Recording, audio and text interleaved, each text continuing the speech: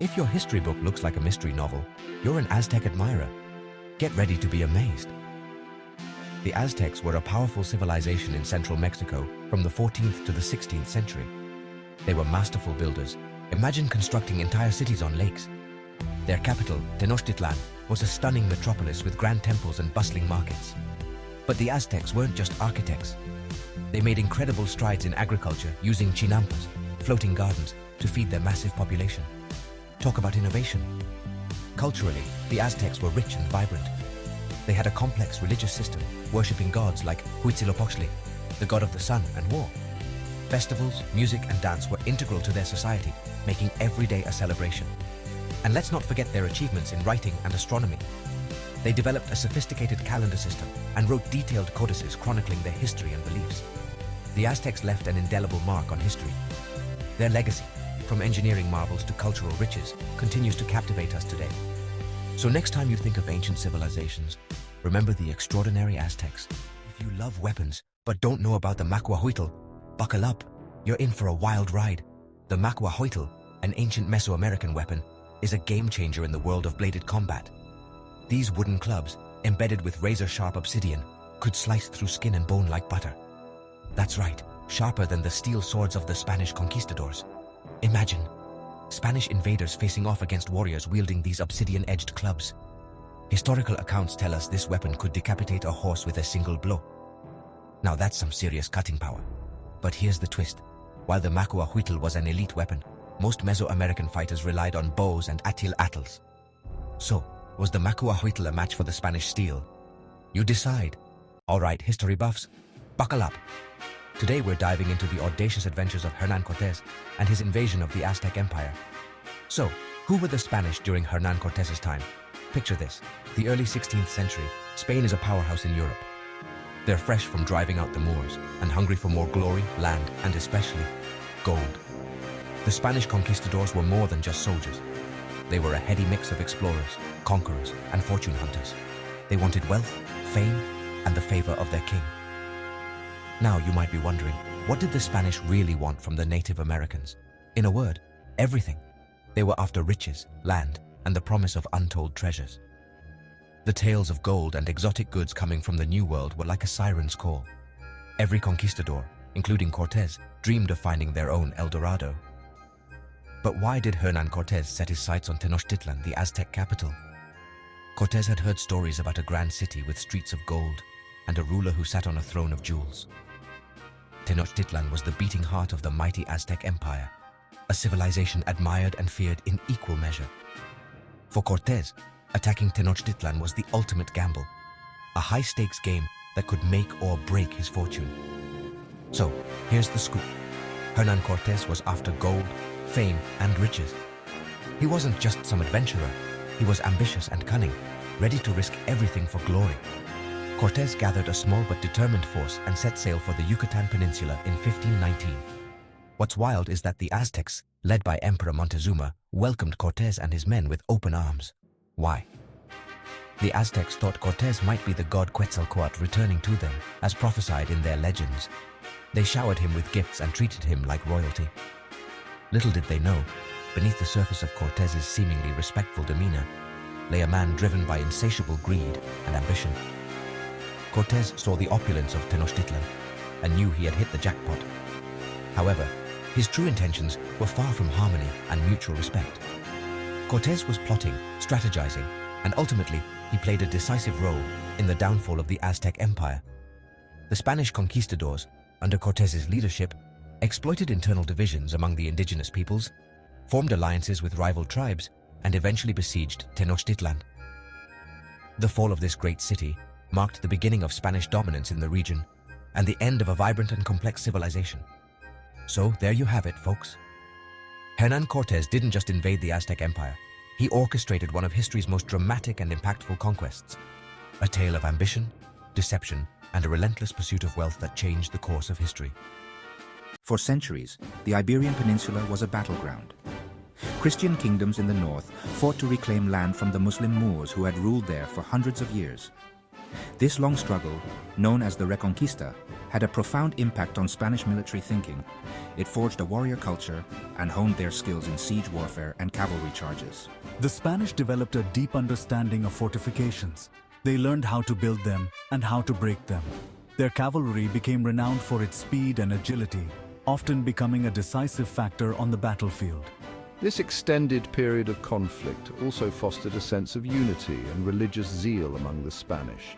They saw themselves as fighting a holy war which fueled their determination. The Reconquista culminated in 1492 with the fall of Granada, the last Moorish stronghold in Iberia.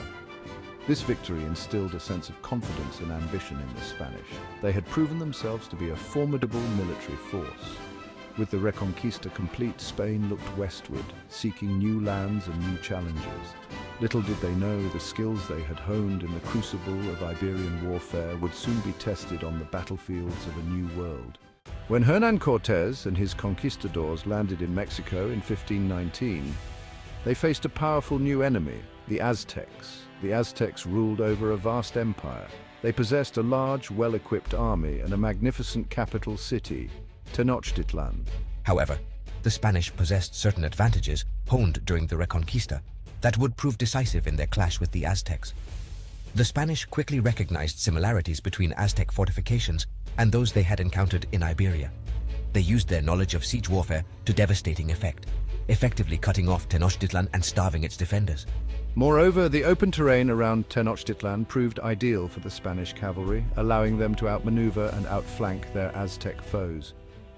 However, the most crucial advantage the Spanish possessed was not military, but psychological. The Spanish arrived in Mexico with a sense of religious and cultural superiority. They believed it was their duty to convert the indigenous population to Christianity and bring them under Spanish rule. This sense of mission, forged in the fires of the Reconquista, fueled their ambition and determination. The Spanish conquest of the Aztec Empire was not simply a matter of brute force, it was a testament to the strategic brilliance of the conquistadors. They understood that to defeat the Aztecs, they needed more than just military might. They needed to exploit their enemies' weaknesses, forge alliances, and wage a war on multiple fronts. One of the key Spanish tactics was to exploit existing divisions within the Aztec Empire.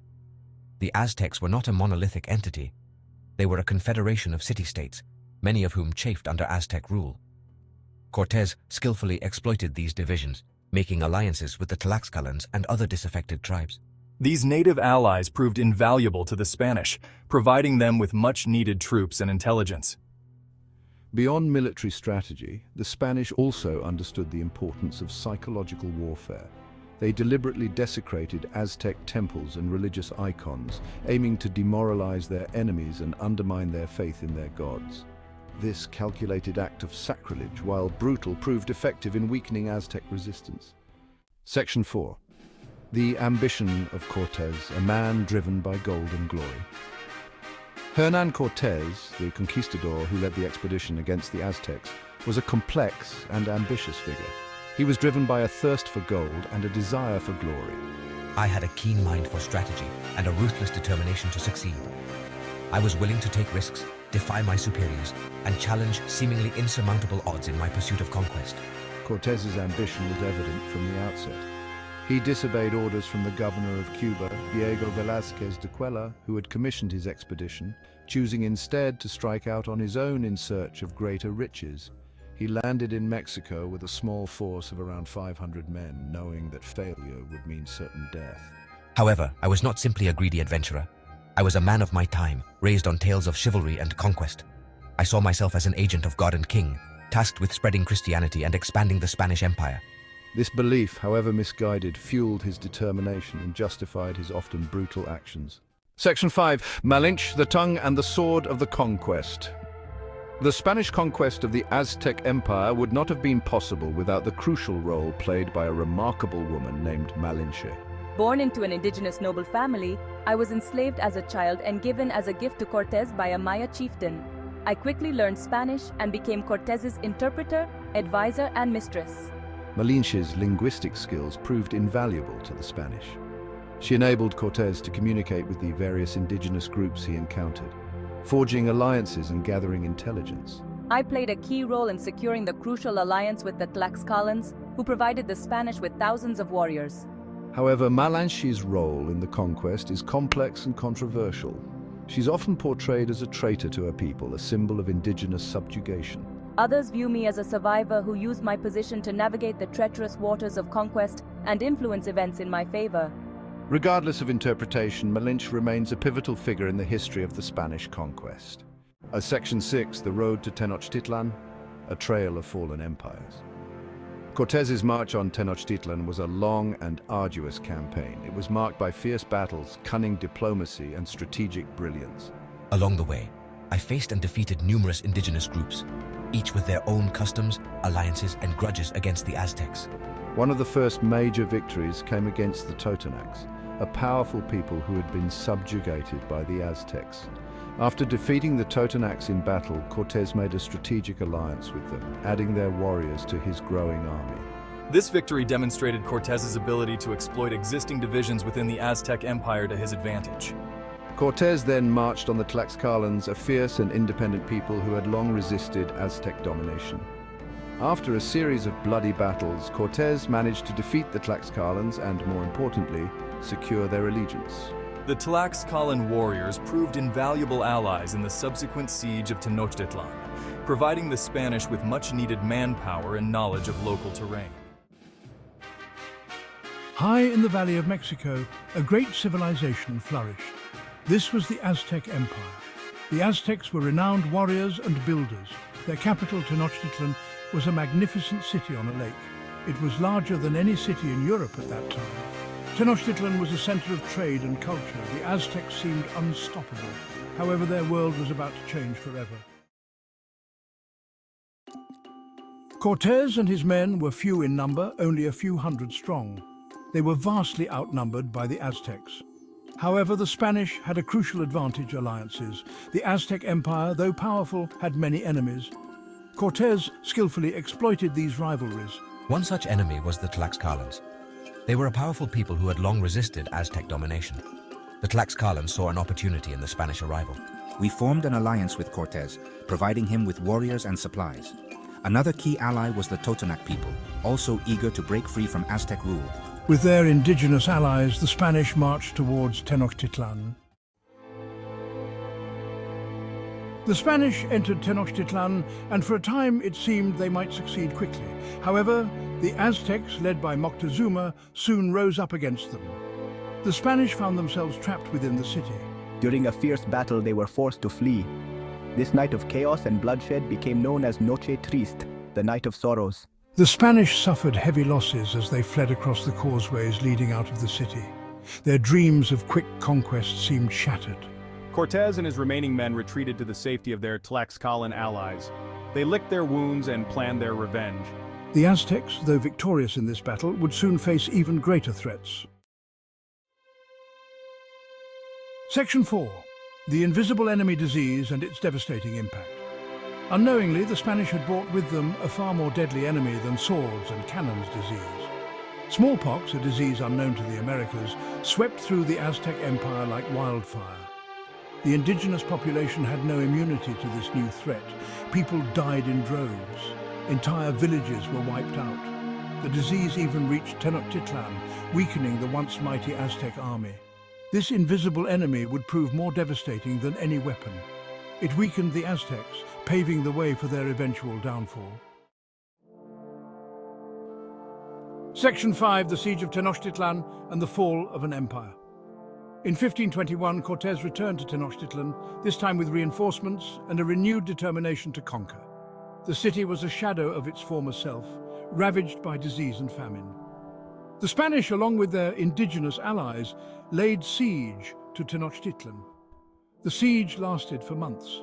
The Aztecs fought bravely, but they were outmatched. Our numbers were depleted and our spirits broken. Finally, on August 13th, 1521, Tenochtitlan fell to the Spanish. The once mighty Aztec Empire lay in ruins. A new era had begun, one dominated by Spanish rule. Section 6, Legacy and Conclusion, a Mixed Heritage. The fall of the Aztec Empire is a tragic tale of conquest, disease, and cultural clash. It is a reminder of the devastating impact of colonization. Yet, the legacy of the Aztecs lives on. In the ruins of their cities, in their art and language, their story is still told. Modern-day Mexico is a vibrant blend of indigenous and Spanish cultures. The echoes of the Aztecs can be seen in the faces and heard in the voices of the Mexican people. Their story is a reminder of the importance of understanding history and learning from the past. If you enjoyed this glimpse into the past, please like and subscribe for more fascinating stories from history.